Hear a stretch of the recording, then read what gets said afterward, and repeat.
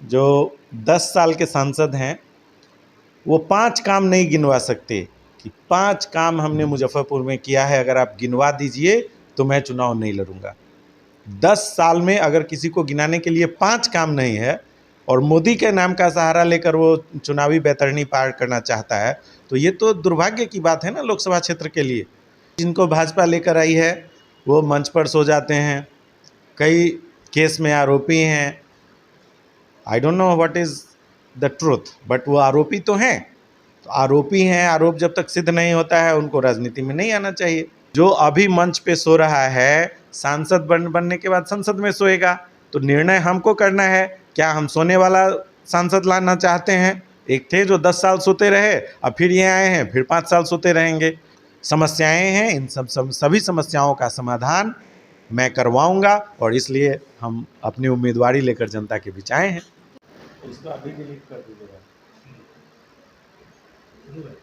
नमस्कार, आप देख रहे हैं टीवी 20 और आपके साथ मैं निशा सिंह। लोकसभा चुनाव का बिगुल बज चुका है। 7 चरणों में चुनाव है। मुजफ्फरपुर में 26 अप्रैल से नामांकन शुरू है और 20 मई को चुनाव है। मुजफ्फरपुर लोकसभा सीट से एनडीए ने सांसद अजय निषाद का टिकट काट करके डॉक्टर राजभूषण निषाद को टिकट दे करके उनको मैदान में उतारा है। वहीं अजय निषाद ने कांग्रेस का दामन थामा और कांग्रेस से अपनी ताल ठोक कर मैदान में वो भी उतर रहे हैं। इसी बीच में हमारे साथ बात करने के लिए परासर हॉस्पिटल के जो निदेशक हैं उनसे बात करते हैं। डॉक्टर विजेश कुमार जी आज हमारे साथ उपस्थित हैं और इनसे बात करेंगे चुनावी पे। ये भी चुनाव मैदान में उतर रहे हैं और चुनाव में अपनी किस्मत आजमाने जा रहे हैं। आइए इनसे बात करते हैं, सारे डिटेल्स इनसे लेते हैं। अपने आप को कहाँ देख रहे हैं? सबसे पहले बहुत बहुत स्वागत है सर हमारे साथ। धन्यवाद, बहुत बहुत धन्यवाद जी सर, सबसे पहला सवाल मेरा आपसे यह है कि आप तो बीजेपी के कार्यकर्ता थे, क्यों पार्टी छोड़कर आप चुनाव में उतर रहे हैं? क्या कहेंगे इसको लेके? देखिए, एक शेर है, कुछ तो मजबूरियां रही होंगी, यूं ही कोई बेवफा नहीं होता। तो कुछ मजबूरियां हैं, कुछ मुद्दे हैं, हमारे कुछ ऐसे प्रश्न हैं जिसका जवाब मुझे नहीं मिल रहा है और इस कारण मुझे निर्दलीय चुनाव लड़ना पड़ा।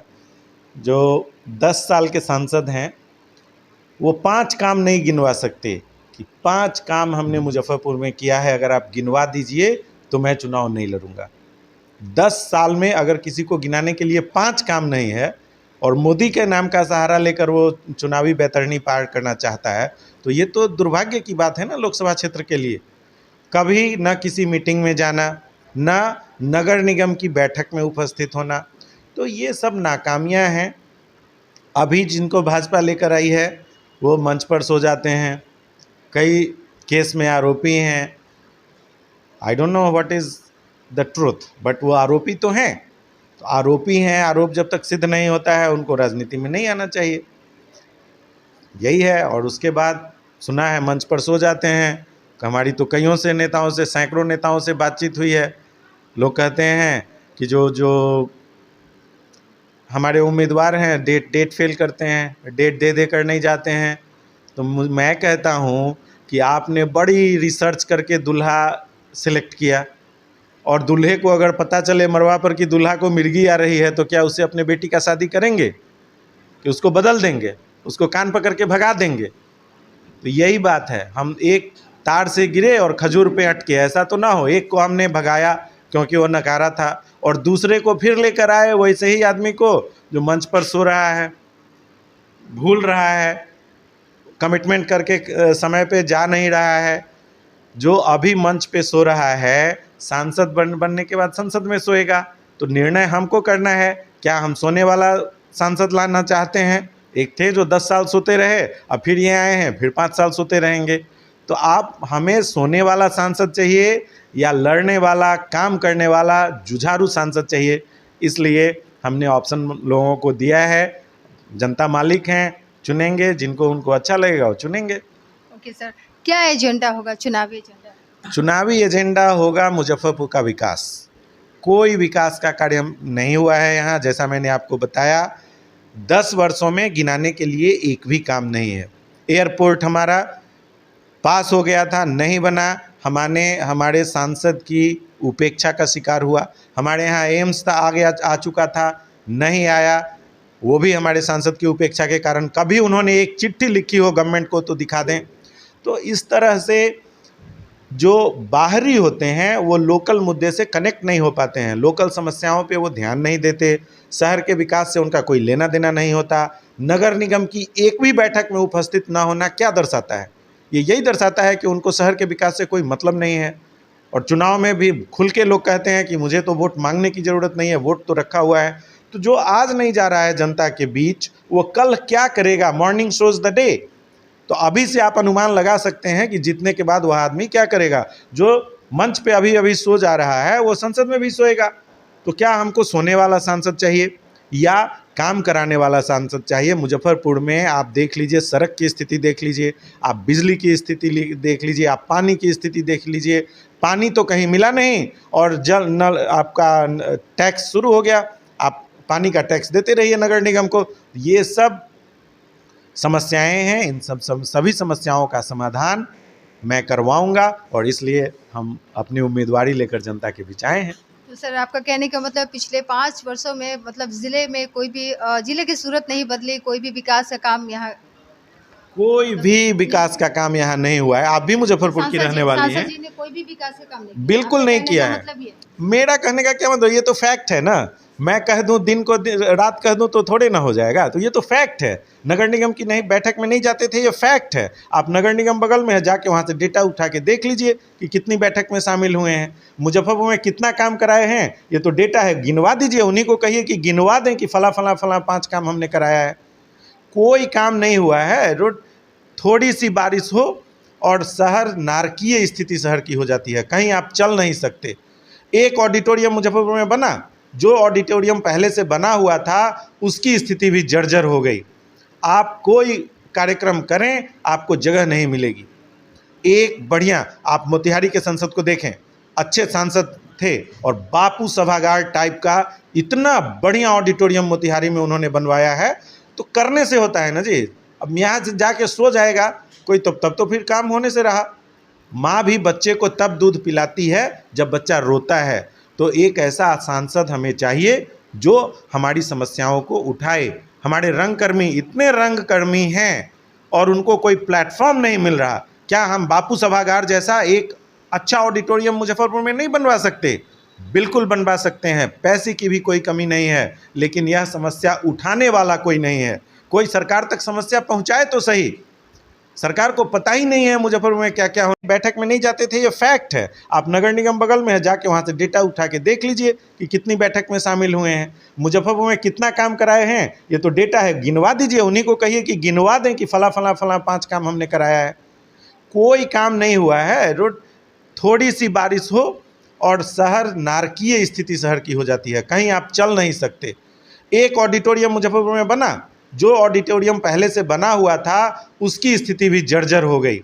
आप कोई कार्यक्रम करें आपको जगह नहीं मिलेगी। एक बढ़िया, आप मोतिहारी के संसद को देखें, अच्छे सांसद थे और बापू सभागार टाइप का इतना बढ़िया ऑडिटोरियम मोतिहारी में उन्होंने बनवाया है।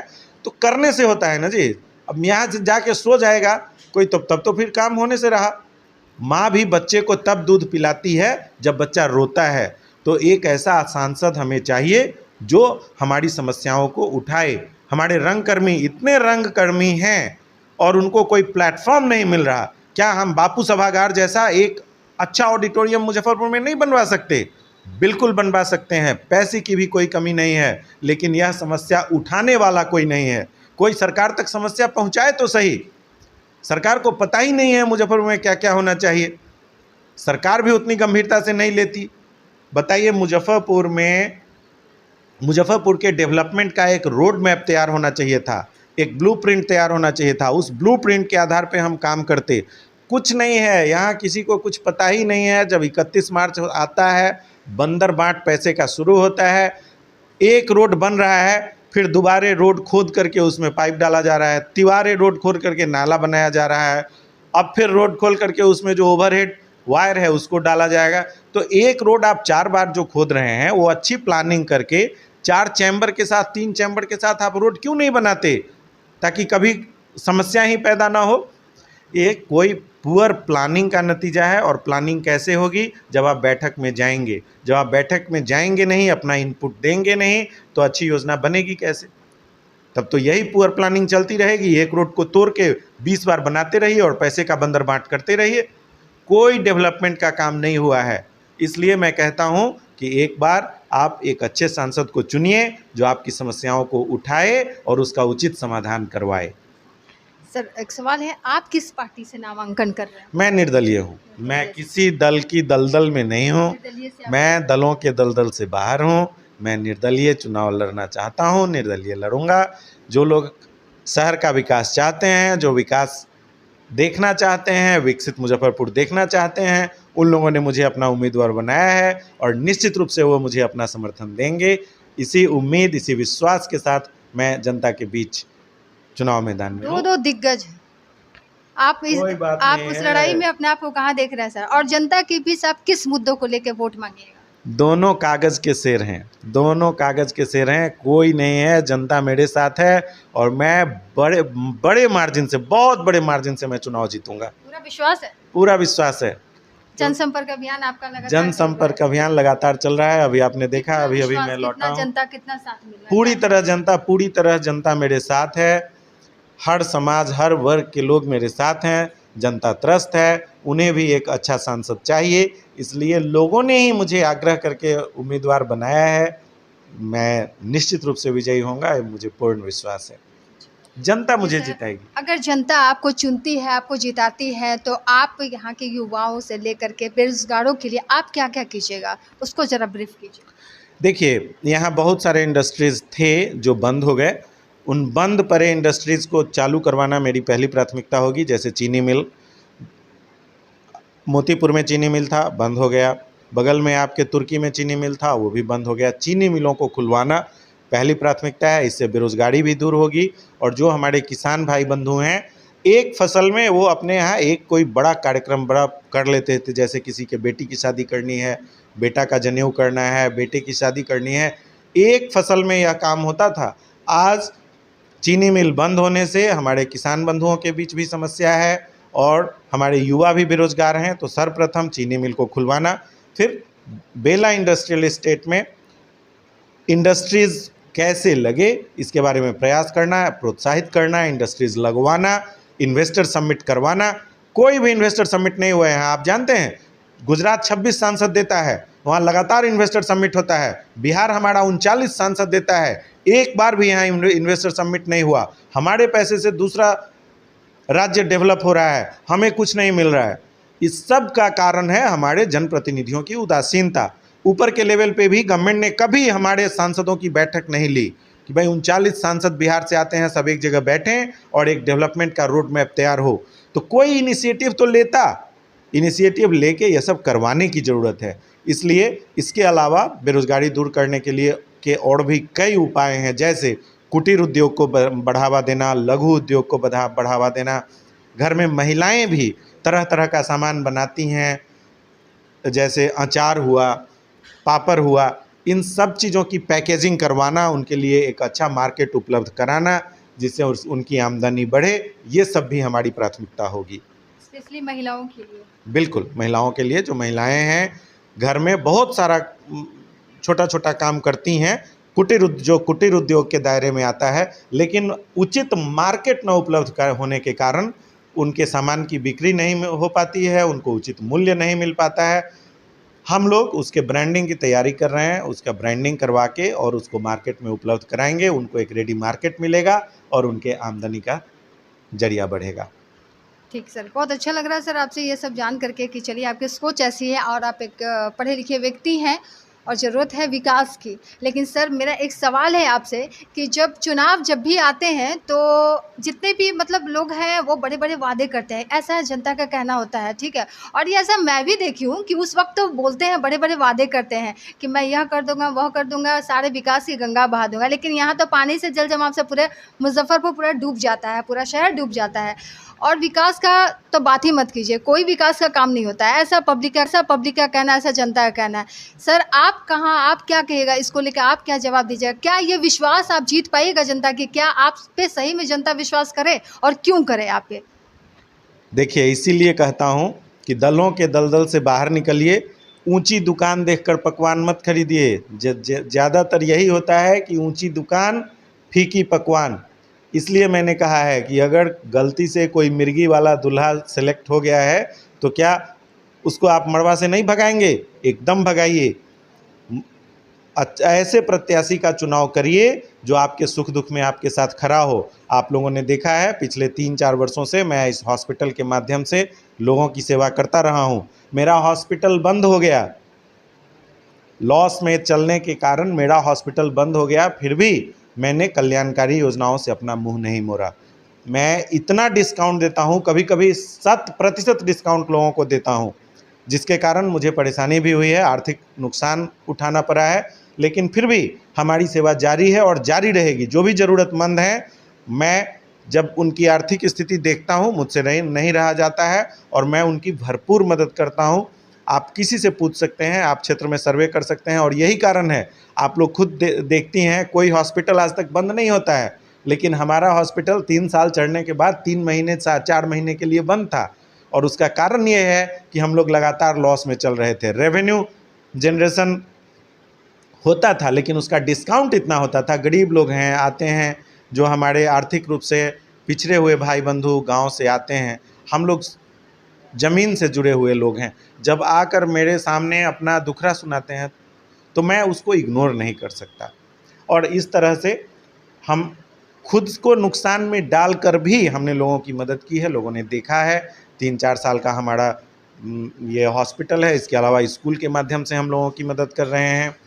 सब चीज़ लोगों ने देखा है, कुछ नया नहीं है। मैं हमेशा लोगों के बीच रहता हूँ। जिन लोगों ने छला है उनसे बदला लेने का मौका है, इसलिए इस मौके को न गंवाएं और एक ऐसे जनप्रतिनिधि का चुनाव करें जिसको आपने टेस्ट ऑलरेडी किया हुआ है, जो टेस्टेड है, आपके बीच रहने वाला है, दिन रात आपके सुख दुख से जुड़ा हुआ है और मुजफ्फरपुर को एक विकसित मुजफ्फरपुर बनाने वाला है, जिसमें एक क्षमता है कि वह आपको एक खूबसूरत शहर दे सकता है। आप शहर में जाते हैं, देखिए बिजली के वायर की क्या स्थिति है। पूरे शहर में तार का जाल बिछा हुआ है, ओवरहेड वायर इतने हैं कि कोई बड़ी गाड़ी आ जाए, ऐसा शॉर्ट सर्किट हो कि आग लगे और उसको बुझाने वाला न रहे। तो ये इन समस्याओं से निकलना होगा। सब जहाँ हर शहर तरक्की कर रहा है, हमारे शहर में हमारा शहर पीछे जा रहा है। इस तरह की कोई योजना हमारे शहर में अभी तक नहीं आई है। क्यों नहीं आई है? क्या हम ओवरहेड वायर को अंडरग्राउंड नहीं कर सकते? क्या हम सौंदर्यीकरण नहीं कर सकते? बिल्कुल कर सकते हैं। सरकार पैसा भी दे रही है, पैसे की भी कोई कमी नहीं है। स्मार्ट सिटी योजना, हमारा शहर स्मार्ट सिटी में 5 साल पहले पास हुआ, आज तक क्या काम हुआ है हमको बता दीजिए। आप सब लोग शहर में घूमते हैं, बिल्कुल नहीं। इसलिए योजना बनवाने की ज़रूरत है, उसको इम्प्लीमेंट करने की ज़रूरत है, उसके मॉनिटरिंग की ज़रूरत है। जब तक हम उसमें इन्वॉल्व नहीं होंगे यह काम नहीं होगा। और यह काम तभी हो पाएगा जब आप स्थानीय जनप्रतिनिधि लाएंगे, और स्थानीय जनप्रतिनिधि भी ऐसा जिसमें काम करने की इच्छा शक्ति हो, जज्बा हो, आपके हर सुख दुख में रहने का उसमें मादा हो। ऐसा नहीं कि जो फिर चुनाव जीते और जाकर कहीं सो जाए। इसलिए कहता हूं मैं कि इन सब चीज़ों से ऊपर उठिए और ऊपर उठकर एक ऐसे व्यक्ति का चुनाव करिए, व्यक्तित्व के आधार पर चुनाव करिए, गुण दोष के आधार पर चुनाव करिए। ऊंची दुकान देखकर चुनाव मत करिए। हम अक्सर ऊंची दुकान में फीकी पकवान मिलती है। इसलिए आप प्रत्याशी कौन से हैं, क्या उनका बैकग्राउंड है, अब तक उन्होंने क्या किया है समाज के लिए और आगे क्या कर सकते हैं, इन सब चीज़ों को देखकर उनके गुण दोष पर विचार कर फिर अपना मत, अपना बहुमूल्य मत दीजिए। और अगर आपको लगे कि यह आपका भाई, आपका बेटा आपकी समस्याओं का समाधान कर सकता है तो मुझे एक मौका दीजिए। आपने सबों को देखा है, मैं निश्चित रूप से एक विकसित मुजफ्फरपुर आपको दूंगा। सर, एक अंतिम सवाल आपसे है। जनता का यह भी कहना है कि जब चुनाव आते हैं तो सब बरसाती मेढक की तरह निकल जाते हैं, चुनाव खत्म होते हैं तो वादे जो करते हैं वो दिखते भी नहीं है कहीं से। आप क्या कीजिएगा सर इसको, जनता को आप इसको? मैं तो आप लोगों के बीच हूँ, मैं तो दिन रात यहाँ आप ही लोगों वोट के टाइम में सर वोट के टाइम उनका कहना है वोटिंग के टाइम पे आते हैं जी और नहीं। जैसे जीत जाते हैं बाद में पलट के देखने भी नहीं आते हैं, ऐसा कहना है। तो मैं भी वही कहता, आपके साथ मैं सहमत हूँ। ऐसे नेता को आप नकारिए, ऐसे लोगों को कान पकड़ के बाहर निकालिए जो चुनाव के समय प्रकट हो जाते हैं। मैं दिन रात रहकर काम करने वाला आदमी हूँ। 4 साल से हॉस्पिटल है, चाहे आप दिन में खोजें चाहे रात में खोजें, अहर्निश संघ सेवा में है की भावना के साथ मैं लगा हुआ हूँ और वसुधैव कुटुंबकम की भावना के साथ काम करता हूँ। ना किसी से द्वेष है, ना किसी से दुश्मनी है, सब अपने हैं। अयं निजः परोवित्ति गणनाय लघुचेत साम उदार चरिता नाम तू वसुधैव कुटुंबकम। उसको हम लोग जीने वाले लोग हैं। कभी किसी का जाति धर्म देखकर हम लोग काम नहीं करते। सबसे ऊपर उठकर मैं कहता हूँ 100% जो भी हैं, जो वोट देते हैं वो भी हमारे हैं, जो नहीं देते हैं वो भी हमारे हैं। इस भावना से हम लोग काम करने वाले हैं। वसुधैव कुटुंबकम की जो भावना है, जो हमारा मूल है, उसको हम लोग उस पे काम करने वाले लोग हैं। किसी से राग द्वेष नहीं, सब अपना है, इस विचार के साथ हम लोग काम करते हैं और निश्चित रूप से जनता हमें अपना समर्थन देगी, क्योंकि मैं जनता का ही उम्मीदवार हूँ। चलिए, बहुत बहुत धन्यवाद सर। बहुत बहुत धन्यवाद, बहुत बहुत धन्यवाद। जी हाँ, life is full of struggle. ज़िंदगी संघर्ष से भरी है। जी हाँ, आप सभी जान रहे हैं इस चीज़ को कि चुनाव का समय है और चुनाव में क्या होता है और चुनाव में जितने भी प्रत्याशी वो खड़े होते हैं किस तरह से वादा करते हैं, आप सभी के बीच में जाकर के वोट मांगते हैं। तो आपके ऊपर ये डिसीजन और इसका मालिक सिर्फ आप है, जनता आप है। आप मुझे भी सुन रहे हैं। आप वैसे प्रत्याशी को चुनिए जो पढ़े लिखे हो और जो सही में काम किए, और उनकी बैकग्राउंड चेक कीजिए कि उन्होंने पीछे क्या किया है, नहीं किया है, आपके लिए वो कर सकते कि नहीं कर सकते, या फिर सिर्फ वादे कर रहे हैं आकर के। तभी ना आपके पास यह सवाल आता है कि जब चुनाव का समय आता है तो वो निकल जाते हैं चुनाव वोट मांगने के लिए, लेकिन जब चुनाव खत्म होता है, जीत जाते हैं, तो हमें पलट के देखने ही नहीं आते। तो इसका फैसला जनता आपके हाथ में ही है।